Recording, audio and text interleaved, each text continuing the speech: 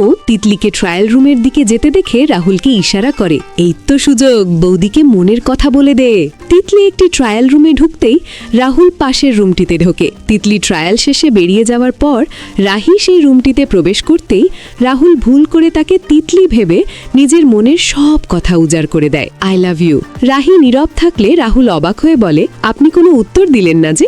রাহি মৃদু হেসে জবাব দেয়, বাইরে আসুন, গুছিয়ে উত্তর দিচ্ছি। তারা দুজনেই বাইরে এসে একে অপরকে দেখে হতবাক হয়ে যায়। রাহুল অপ্রস্তুত হয়ে বলে, আমি আপনাকে এই কথা বলতে চাইনি। রাহি তাচ্ছিল্যের সুরে বলে, রিজেকশন পেয়ে কথা ঘোরাচ্ছেন, আমি এক্ষুনি সিকিউরিটি ডাকবো। এই বলে সে সিকিউরিটি ডাকার জন্য পা বাড়াতেই মিমো এসে রাহুলকে সেখান থেকে টেনে নিয়ে যায়। এদিকে তিতলি কাউন্টারে বিল পেমেন্ট করার সময় জন মুখে মাস্ক পরে এসে কৌশলে একটি টি শার্ট তিতলির ব্যাগে ঢুকিয়ে দেয়। কিছুক্ষণ পর তিতলি আর রাহি দোকান থেকে বেরোনোর সময় একটি সংকেত পেয়ে গার্ডরা তাদের ব্যাগ চেক করে এবং টি শার্টটি খুঁজে পায়। গার্ডরা যখন তাদের চোর অপবাদ দিতে শুরু করে তখন তারা দুজনেই প্রতিবাদ করে বলে, এই টি শার্ট আমাদের নয়। পাশ থেকে একজন গার্ড ব্যঙ্গ করে বলে, ধরা পড়লে সবাই এরকম মিথ্যে কথা বলে। রাহি তখন দৃঢ়তার সাথে বলে, আপনারা সিসিটিভি ফুটেজ চেক করুন। সিসিটিভি রুমে গিয়ে ফুটেজ চেক করতেই দেখা যায় জনি তিতলির ব্যাগে টি শার্টটি ঢুকিয়েছিল।